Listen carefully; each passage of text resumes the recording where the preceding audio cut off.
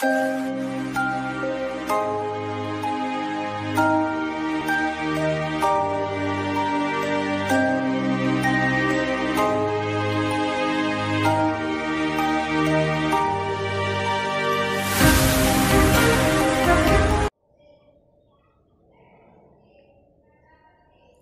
Students, my self Neha Joshi from SKGAVM Sujangarh.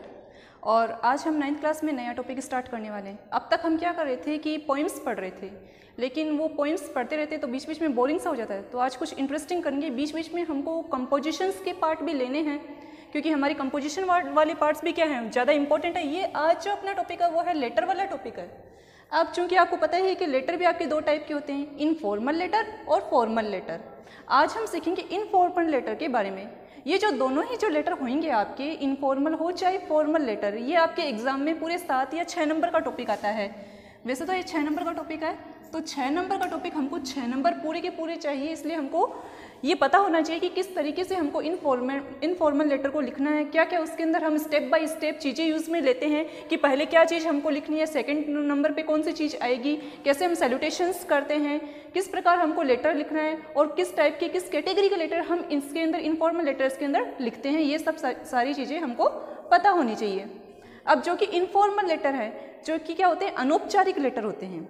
अब अनौपचारिक letter क्या होते हैं कि ये वे लेटर्स होते हैं जो कि हम अपने जो रिलेटिव्स होते हैं, जान पहचान वाले लोग होते हैं, फ्रेंड्स वगैरह हो गए, अपने फादर हो गई, मदर हो गई, इन सबको लिखते हैं।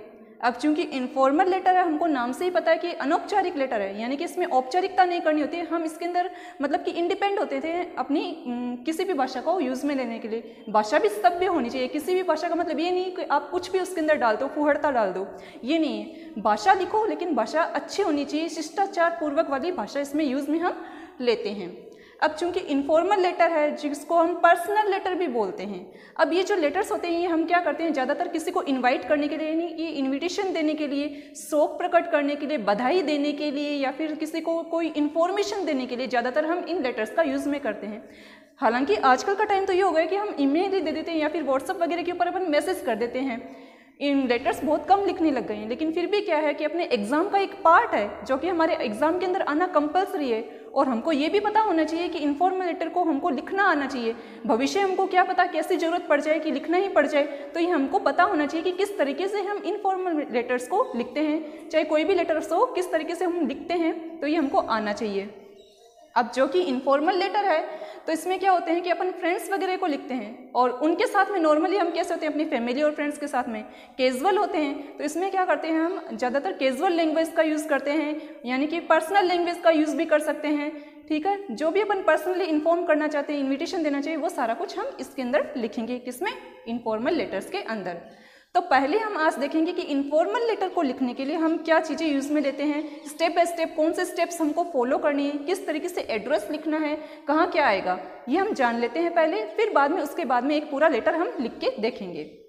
तो देखते हैं पहले format of an informal letter, यानी कि इनफॉर्मल लेटर का एक फॉर्मेट यानी कि स्ट्रक्चर हो गया है एक तरीके से। सबसे पहले हम क्या देखते हैं यहाँ पर कि सबसे पहले जो आप इनफॉर्मल लेटर लिखते हो, तो पहले क्या आपके क्वेश्चन पेपर के अंदर जो भी लेटर आता है, तो उसके अंदर हमेशा ध्यान रखना कि आपके कई बार ना वो जो क्वेश्चन होता है लेटर वाला, उसके अंदर आपको एड्रेस वगैरह, नेम वगैरह दिया हुआ रहता है। अगर बाई चांस नहीं भी दिया हो तो आपको एक एड्रेस तो ऐसा प्रिपेयर करके रखना है कि आपको वो याद ही रहे, और आपको वो अगर एग्जाम में दिया हुआ न भी हो तो आप उसको लिख पाओ। तो वो सेंडर्स एड्रेस के अंदर आता है। सेंडर्स एड्रेस का मतलब हो गया यहाँ पर भेजने वाले का पता। अब भेजने वाले कौन है, जो कि लेटर लिखेंगे वही तो हो गए ना भेजने वाले। इसलिए यहाँ पर क्या आता है, सेंडर्स एड्रेस, यानी कि जो भी कोई ये लेटर भेज रहा है उसका यहाँ पर एड्रेस आ जाता है, यानी कि सेल्फ एड्रेस। मैं किसी को लेटर लिखूंगी ना तो यहाँ पर मेरा एड्रेस आएगा। ओके, बात आई ध्यान में। तो यहाँ पर सेंडर्स एड्रेस का मतलब हो गया सेल्फ एड्रेस, यानी कि खुद का अपन को एड्रेस यहाँ पर लिखना होता है। ठीक है, अब ये एड्रेस कैसा होता है, एड्रेस के अंदर आपको क्या करना होता है, पहले तो ना मकान का नाम आ जाता है, फिर ना जो भी आपका एरिया है वो कॉलोनी का नाम, एंड देन आपके शहर का नाम आ जाता है। मान लीजिए कि अपन लिख रहे हैं 42, यहाँ पर आ गया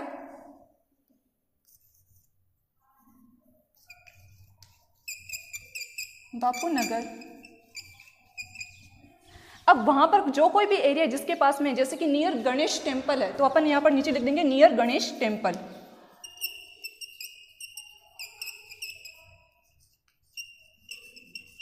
ओके। एंड देन जो भी आपका क्षेत्र है, जो भी आप जिस डिस्ट्रिक्ट में रह रहे हो, जिस आप शहर में रहे हो, उसका नाम आ जाएगा। जैसे यहाँ पर लिख दिया अपन ने अजमेर, ठीक है। एक चीज ये हो गई आपकी एड्रेस। अब इसके अंदर क्या होता है कि जब आप एड्रेस लिखते हो तो इसके अंदर आजकल पंक्चुएशन मार्क का यूज में नहीं लेते हैं। पंक्चुएशन मार्क आपको पता ही होंगे, नहीं पता है तो बता देती हूँ। जैसे कि ये हो गई, ये कॉमा, डबल कोटेशन, इनमें सेमी कॉलन या फिर कॉलन, ये आपके जो पंक्चुएशंस मार्क होते हैं इनका हम इसमें यूज में नहीं लेते हैं। पहले लेते थे लेकिन आजकल चेंज हो गया है। अब ये जो आप एड्रेस लिखते हो ना, इसको आप लिखोगे लेफ्ट हैंड साइड में। कहाँ पर लिखोगे? लेफ्ट साइड में, यानी कि बाईं साइड में आपको लिखना है। मैं अभी यहाँ पर काम कर रही हूँ तो ये मेरा राइट हैंड साइड है, लेकिन आपको जो ये एड्रेस लिखना होता है ये लेफ्ट हैंड साइड में, यानी कि क्वेश्चन पेपर की जो कॉपी होगी ना उसके अंदर ये जो एड्रेस आएगा ये आपका इस एरिया में आएगा, यानी कि इधर की साइड, लेफ्ट हैंड साइड की साइड में ये आपको एड्रेस लिखना होता है। यहाँ पर मैंने मेंशन कर ही दिया है, आप लोगों के लिए समझने में आसानी रहेगी इसलिए, ठीक है। ये हो गया आपका सेंडर्स एड्रेस यानी कि सेल्फ एड्रेस। इसके अंदर पंक्चुएशन मार्क का यूज में नहीं लेना है। सेकंड जो मोस्ट इंपॉर्टेंट चीज है वो ये ध्यान में रखनी कि आपके जो घर का जो नंबर है वो आता है पहले, फिर बाद में आपके उस क्षेत्र का नाम आ जाता है, फिर जो भी आपकी कॉलोनी है, जहाँ पर भी आपका जो मेन जो टेम्पल हो गया या फिर कोई शॉप हो गई उसका नाम आप यहाँ पर लिख सकते हो, एंड देन शहर का नाम। एक चीज और कि यहाँ पर जो भी आप एड्रेस लिखते हो उसका फर्स्ट लेटर जो होगा वो हमेशा कैपिटल लेटर में आएगा, ये याद रखना। कैपिटल लेटर के अंदर आपको ये लिखना है, फर्स्ट लेटर कैपिटल आएगा। आप देख सकते हो मैंने भी कैपिटल लेटर्स ही लिखे हैं। ये तो हो गई आपकी एड्रेस की बात, ठीक है। नेक्स्ट जो होता है आपके उसके अंदर आपको लिखना है, थोड़ा सा स्पेस आएगा, फिर बाद में इतना आप लिख दो ना, फिर बाद में आपको क्या करना है, स्पेस यानी कि हो गया एक लाइन का गैप आपको रखना ही पड़ेगा अपनी कॉपी के अंदर।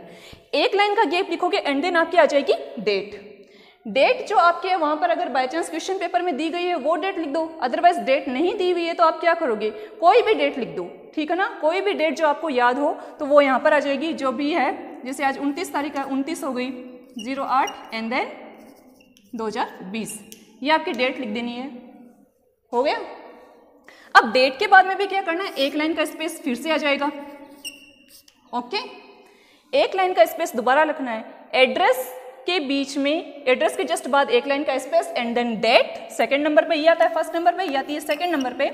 डेट के जस्ट बाद में आपको एक लाइन का स्पेस दोबारा से डालना है वहां पर, ठीक है, आ गया स्पेस। एंड देन आपको लिखना है यहाँ पर सैल्यूटेशंस, ये थर्ड नंबर की चीज है। तीसरे नंबर पे आता है सैल्यूटेशंस, किसी को अपन उद्बोधित करते हुए बोलते हैं ना, जिस किसी को भी अपन ये लिखते हैं, मान लीजिए अपन किसी को अपने फादर मदर को लिख रहे हैं तो अपन यहाँ पर सैल्यूटेशन उनको क्या देंगे, माई डियर फादर मदर, ठीक है, ये आ गया। मान लीजिए कि आप अपने किसी फ्रेंड को लिख रहे हो तो यहां पर क्या आ जाएगा, डियर, जो भी आपका फ्रेंड का नाम है वो यहां पर आ जाएगा, जैसे कि प्रिया हो गया, ठीक है, जो भी आपका फ्रेंड होता है वो डियर के जस्ट बाद में आ जाएगा एंड देन कोमा।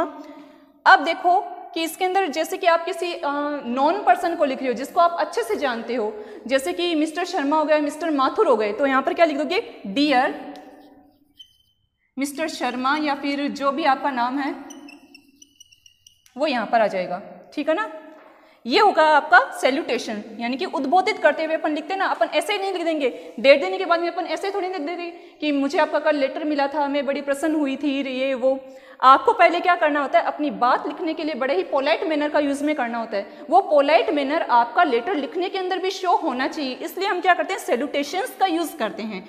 इसीलिए अपन क्या करते हैं, इनफॉर्मल लेटर्स के अंदर ज्यादातर my dear father, my dear mother, my dear aunty या अंकल, या डियर प्रिया, या डियर मिस्टर शर्मा, या फिर जो भी है उनके अपन यहाँ पर सैल्यूटेशंस देते हुए ये लिख देते हैं, जिस किसी को भी हम लेटर लिख रहे होते हैं उनके लिए। एंड देन आपको क्या करना है, फिर से एक लाइन का स्पेस देना है, एक लाइन का स्पेस, ओके। एंड देन आपकी आती है फोर्थ नंबर पे कम्युनिकेशंस। कम्युनिकेशन यानी कि बातचीत, उसके अंदर अपन क्या करते हैं, मेन जो मुद्दा होता है, अपना जो टॉपिक होता है जिसके के ऊपर अपन उसको मतलब कि उनको लेटर लिख रहे हैं, तो वो चीज़ कहाँ आ जाएगी, कम्युनिकेशंस के अंदर आ जाएगी। कम्युनिकेशंस के अंदर अपन क्या करते हैं कि ज़्यादातर वो चीज़ लिखते हैं कि जो अपन को पूरी बात 2 या 3 लाइनों के अंदर हम लिख पाएँ। अब इसके अंदर क्या होता है, ये छोटे पैराग्राफ के अंदर लिखना होता है और छोटे से छोटे अपन को इसके अंदर सेंटेंस बनाने होते हैं। ऐसा नहीं है कि अपन 2-3 पेज का लिख दें, ऐसा नहीं होता है। इसके अंदर छोटे से छोटे आपको सेंटेंस बनाने हैं। ज़्यादातर कोशिश ये रहे कि 7 या 8 सेंटेंस के अंदर आपकी ये बात कंप्लीट हो जाए, ठीक है। इससे ज़्यादा हम लाइन्स का यूज़ यहाँ पर नहीं कर सकते हैं। ये होती है आपकी कम्युनिकेशंस, जिसके अंदर आपको अपना जो लेटर का मेन जो होता है, बॉडी ऑफ द लेटर आप इसको बोल सकते हो आसानी से एक तरीके से। मेन बात यहाँ पर लिखी जाती है, मेन जो टॉपिक होता है या फिर बात होती है वो यहाँ पर आ जाएगी। एंड देन फिर आपको क्या करना है, एक लाइन का स्पेस दोबारा से डालना है। तो यहाँ पर क्या हो जाएगा, कम्युनिकेशंस के जस्ट बाद में एक लाइन का स्पेस आ गया है, स्पेस, ओके। एंड देन यहाँ पर क्या आ गई 5वें नंबर पे, कर्टेशियस एंड। कर्टेशियस एंड का मतलब होता है कि यहाँ पर जो आप लिखते हो कि कर्टेशियस का मतलब होता है शिष्टाचार पूर्वक, शिष्टाचार पूर्वक समाप्ति। इसके अंदर अपन ये क्या करते हैं कि विथ बेस्ट रिगार्ड्स, जैसे यहाँ पर लिख ही देती हूँ मैं, विथ बेस्ट रिगार्ड्स, ठीक है ना। या फिर आप ऐसे भी लिख सकते हो, मम्मी को लिखा तो with best regards to mom and love to Pinky, यानी कि आपकी छोटी बहन है या फिर छोटा भाई है, उसके बाद में आप उसको लिख सकते हो। अब फ्रेंड्स को अगर रिगार्ड्स देने हैं तो कैसे करोगे, वो भी तो कर्टेशियस एंड के अंदर आएगी कि भाई आप अपने फ्रेंड्स को भी तो लेटर लिख रहे हो। तो फ्रेंड्स के लिए आप क्या करोगे, मैं थोड़ा आगे लिख देती हूँ। फ्रेंड्स के लिए आप क्या करोगे, with best wishes, best wishes, okay, ठीक है ना। या फिर विथ वो आता है अफेक्शनेटली, ठीक है, वो चीज़ आप लिख सकते हो। लेकिन ज़्यादातर अपन विशेष या फिर रिगार्ड्स का यूज़ करते हैं। वैसे आप फ्रेंड्स के लिए आप विथ अफेक्शनेटली भी वर्ड यूज़ में ले सकते हो, ठीक है। ये होती है आपकी कर्टेशियस एंड, यानी कि बात समाप्ति के ऊपर जा रही है। तो यहाँ पर आपको जो एंड में एक लाइन आएगी उसके अंदर विथ बेस्ट रिगार्ड्स या फिर विथ बेस्ट विशेष, जो भी आपका होता है वो आपको सेंटेंस लिखना होता है। जिसको भी दे रहे हो उसका नाम थोड़ा आगे आ जाएगा, ठीक है। फिर बाद में आपको एक लाइन का पुनः स्पेस देना है, फिर क्या आ जाएगा, स्पेस, ओके। एंड देन आता है यहाँ पर सब्सक्रिप्शंस।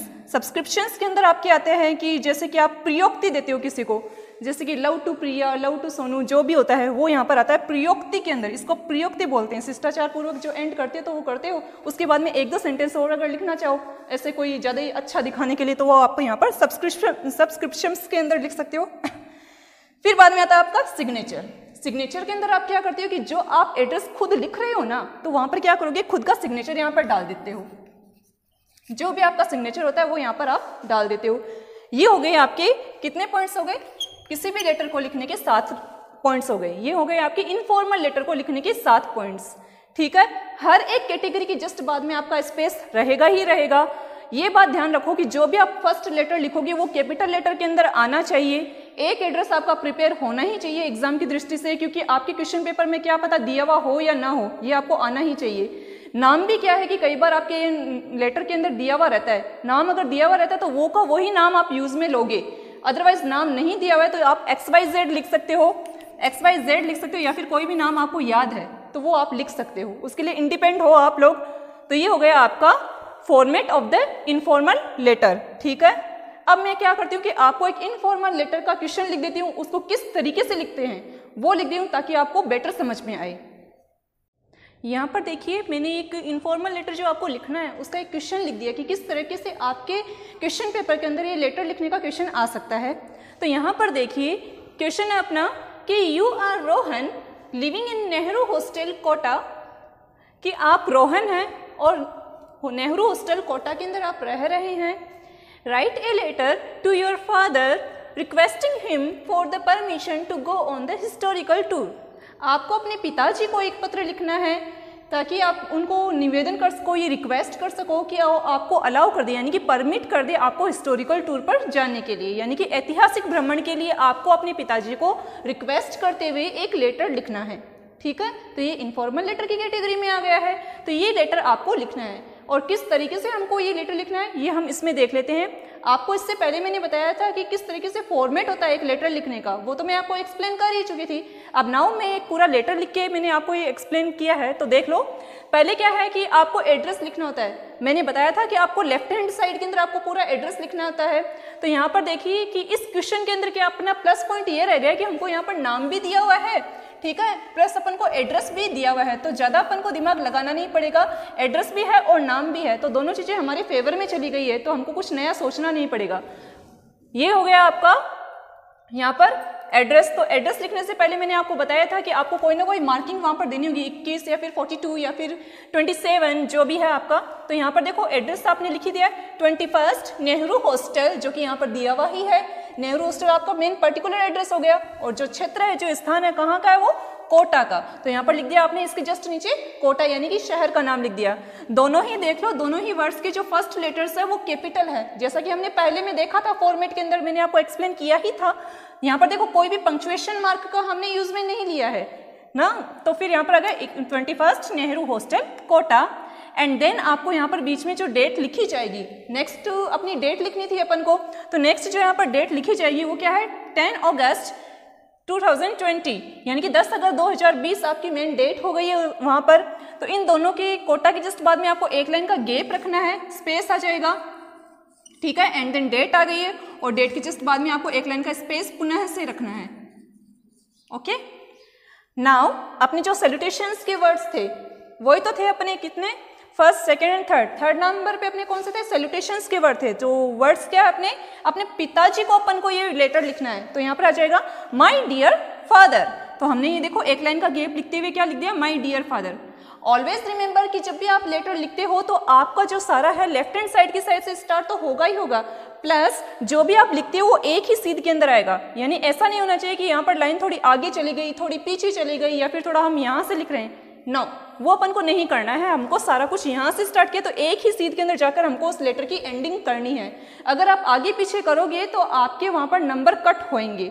अगर आपके नंबर कट ना हो तो आपको सारे के सारे स्टेप्स फॉलो करने होंगे जो आपको लेटर लिखने के लिए फॉलो करने होते हैं वो, ठीक है। यहाँ पर देखिए माय डियर फादर लिखने के बाद में आपको क्या करना है कि आपको मेन चीज लिखनी है। सबसे पहले आप यही थोड़ी ना कह दो कि मुझे रुपए दे दो, ऐसा तो बोलोगे नहीं ना। पहले आप अपनी कुशल क्षेम उनको बताओगे कि मैं यहाँ पर सही हूँ, आप वहाँ पर कैसे हो, हम कहाँ जा रहे हैं, वो सारा कुछ लिखना होता है। तो फर्स्ट से पहली लाइन में क्या जाएगा, आई एम हैप्पी हियर। तो यहाँ पर क्या है कि मैं यहाँ पर खुश हूँ। पिताजी को लेटर प्राप्त करते ही टेंशन ना हो इसलिए अपन ने क्या लिख दिया है पहले यहाँ पर कि आई एम हैप्पी हियर, मैं यहाँ पर खुश हूँ। नेक्स्ट में यहाँ पे क्या आ गया, आपको ये बताया गया था कि ये कम्युनिकेशन वाला पैराग्राफ है। कम्युनिकेशन वाला अपना 4th नंबर पे आता है। उसके अंदर मैंने बताया था आपको कि आपको छोटे से पैराग्राफ के अंदर अपनी पूरी बात को कंप्लीट करना है और बात भी अट्रैक्टिव मैनर के अंदर आपको रखनी है और शिष्टाचार पूर्वक आपको अपनी बात बतानी है वहां पर। चूंकि कैजुअल लैंग्वेज का आप यूज में कर रहे हो उसके अंदर, तो इस बात का विशेष तौर पर ध्यान रखें ज्यादा ही आप एक्स्ट्रा कैजुअल ना हो जाओ, ठीक है। तो यहाँ पर अगर आई एम हैप्पी हियर, मैं यहाँ पर खुश हूँ। Our school is organising a historical tour. Organising का मतलब होता है कि ऑर्गेनाइज कर रही है, या फिर जो भी है। हिस्टोरिकल टूर का मतलब होता है कि ऐतिहासिक भ्रमण।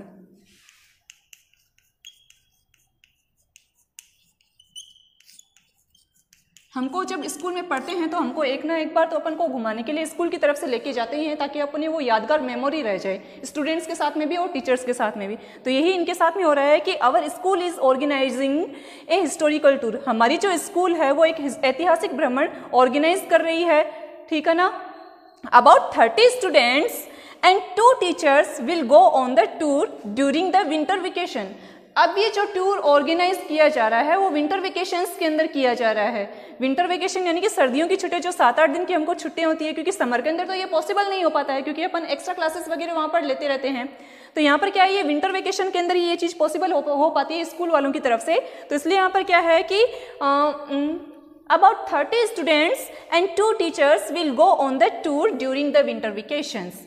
लगभग जो है 30 विद्यार्थी और 2 जो अध्यापक है वो हमारे साथ में सर्दियों की छुट्टियों में इस टूर पर भ्रमण के लिए जाएंगे। विंटर वेकेशंस का मतलब हो गया सर्दियों की छुट्टियां, विंटर यानी कि सर्दी, और यहाँ पर वेकेशंस का मतलब हो गया हॉलीडे या फिर छुट्टियां जो भी, ठीक है। कि लगभग 30 विद्यार्थी, 2 टीचर्स हमारे साथ में सर्दी की छुट्टियों में इस टूर पर जाएंगे। It is a 10 days tour, और ये जो टूर ऑर्गेनाइज किया है हिस्टोरिकल टूर, ये 10 दिनों का टूर है। यहाँ पर लिख दिया है हमने मेन बात कि it is a 10 days tour, ये हमारा 10 दिनों का टूर होगा। We shall leave Kota on 21 December, हम जो है कोटा से 21 दिसंबर को वहाँ से रवाना होंगे, यानी कि 21 दिसंबर को हम कोटा को छोड़ देंगे। तो कहने का मतलब ये हो गया कि 21 दिसंबर को हम कोटा से अपने टूर के लिए, हिस्टोरिकल टूर के लिए रवाना होंगे। अगला है line, we shall visit Udaipur, Mount Abu, Ajmer and Jaipur. हम जो इस हिस्टोरिकल टूर में जा रहे हैं, अब हिस्टोरिकल टूर के अंदर आप जा ही रहे तो वो आपको क्षेत्र मेंशन करने होंगे कि कौन कौन से क्षेत्र को आप विजिट करने वाले हो वहाँ पर। तो वो जो मेन जो एरियाज होंगे, ये जो क्षेत्र होंगे, जो स्थान होंगे, वो आपको यहाँ पर लिख देने हैं। तो we shall visit Udaipur, Mount Abu, Ajmer and Jaipur. हम शायद उदयपुर, माउंट आबू, अजमेर और जयपुर भ्रमण करेंगे। ठीक है, तो ये चीज़ आपने यहाँ पर लिख ही दी है ताकि आपके फादर को टेंशन ना हो भाई कि पहली बार कोई हिस्टोरिकल टूर के ऊपर जा रहा है और ये बता दो कि वहाँ पर कौन कौन से स्थान पर जा रहे हो, तो ज़्यादा आसानी रहेगी, है ना। ये लिखना कंपलसरी होता है। उदयपुर, माउंट आबू, अजमेर और जयपुर आप विजिट करने ही वाले हो। नेक्स्ट लाइन आपकी क्या आएगी, all my friends are going on this tour.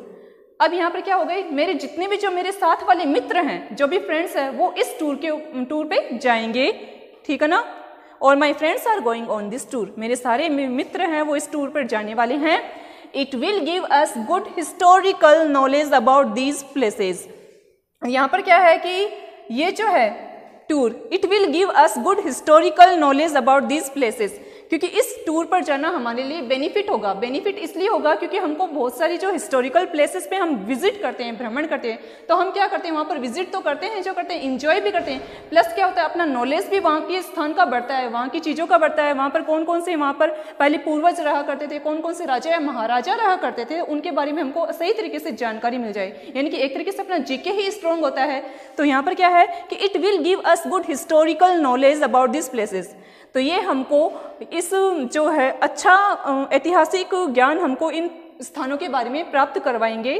ठीक है ना, एक तरीके से हमारे लिए बेनिफिट ही होने वाला है, क्योंकि कई से जो जिन स्थानों पर हम घूमने वाले हैं तो उन स्थानों के बारे में हमको ऐतिहासिक जानकारी मिलेगी, जो कि हमारे ज्ञान के लिए बहुत जरूरी है।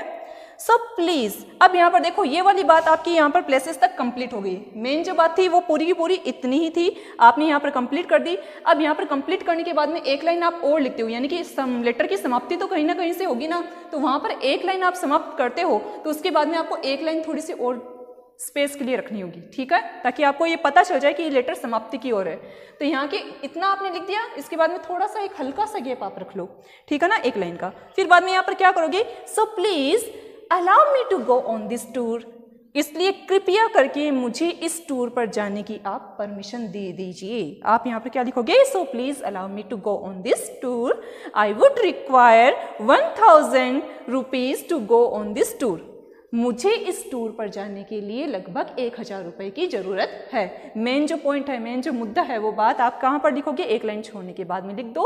जो मेन पर्पस के लिए आपने लेटर लिखा है, सारी बात आपने लिख दी, सारी नॉलेज आपने अपने पिताजी को दे ही दी, अपने फ्रेंड्स के बारे में, टीचर्स के बारे में, जो प्लेसेस जहाँ पर आप विजिट करने वाले हो वहाँ के बारे में, अपने खुद के बारे में आपने पूरी नॉलेज दे दी है। अब जो मेन जो चीज़ है, आपको अपने फादर से क्या चाहिए, किस चीज़ के लिए आपने उनको लेटर लिखा है, मेन जो मुद्दा वही है, मेन तो पॉइंट वही है ना। तो यहाँ पर क्या किया है आपने, so please allow me to go on this tour, इसलिए कृपया करके मुझे इस टूर पर जाने की परमिशन दे दीजिए। I would require 1000 rupees to go on this tour, मुझे इस टूर पर जाने के लिए 1000 रुपये की आवश्यकता है, जरूरत है। रिक्वायर का मतलब होता है जरूरत, आवश्यकता। वैसे तो कोई टफ वर्ड्स इसके अंदर आई नहीं, सारी के सारे अपनी जानी पहचानी से वर्ड्स हैं इंग्लिश के, तो आई होप आपको उनके मीनिंग्स तो पता होंगे ना। आई एम होपफुल, ठीक है ना, I am hopeful you would send me the amount of money and permission to go on the tour. I hope का मतलब होता है मैं आशा करता हूँ, या फिर मैं आशान्वित हूँ, मैं आपसे आशा करता हूँ कि आप मुझे जितना अमाउंट मुझे चाहिए उतना अमाउंट आप मुझको दोगे। अमाउंट यानी कि वही जो रुपए हो गए, कितने भी रुपए उन्होंने मांगे, ठीक है ना, permission to go on the tour. तो यहाँ पर क्या आएगा, I am hopeful you would send me the amount of money. मैं ये आशा करता हूँ कि मैंने आपसे जितने भी पैसे मांगे हैं इस टूर पर जाने के लिए, आप मुझे वो प्रोवाइड देंगे, मुझे आप देंगे। और and permission to go on the tour, और मुझे आप इस टूर पर जाने की अनुमति भी देंगे। परमिशन मतलब हो गया अनुमति। मैं ये आशा करता हूँ कि आप मुझे अमाउंट और इस टूर पर जाने की अनुमति देंगे। फिर बाद में आपको क्या है, ये मेन बात आपने लिख दी, एंड देन आपको एक लाइन का स्पेस पुनः छोड़ना है।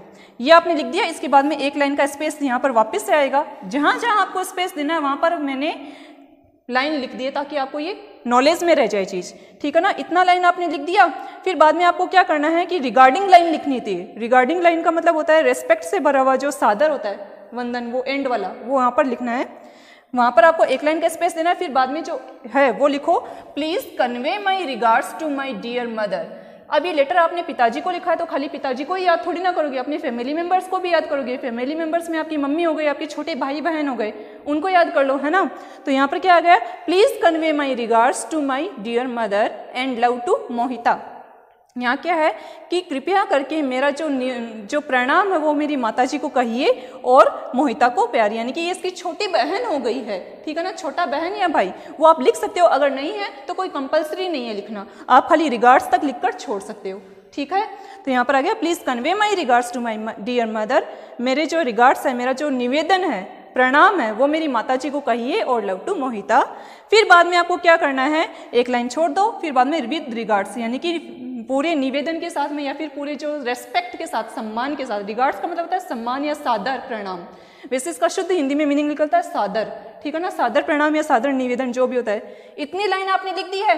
फिर बाद में आपको क्या करना है, विद रिगार्ड्स, ये आपने लिख ही दिया है क्योंकि आप सभी को रिगार्ड्स दोगे, अपनी फैमिली मेंबर्स में जितने भी हैं, आपकी ग्रैंड मदर भी होंगे, ग्रैंड पेरेंट्स भी होंगे, अंकल आंटीज भी होंगे, ठीक है ना। तो विद रिगार्ड्स, फिर बाद में यहाँ पर आ जाएगा एक लाइन का स्पेस देना है, वापस से अगेन आपको एक लाइन का स्पेस देना है। फिर बाद में आपने ये लेटर लिखा है, किसको लिखा है, अपने पिताजी को लिखा है। तो आप क्या करोगे, वो जो आपका सब्सक्रिप्शंस होता है वो यहाँ पर लिखोगे, वो चीज़ आपको लिखनी है। तो यहाँ पर क्या आ जाएगा, योर लविंग सन, आपका प्रिय पुत्र। फिर बाद में क्या है, आपके सिग्नेचर जो कि आपको लिखना होता है वो क्या हो गया, रोहन। क्योंकि ये लेटर रोहन ने लिखा है तो उसका सिग्नेचर यहाँ पर, नाम यहाँ पर आ जाएगा, ठीक है ना।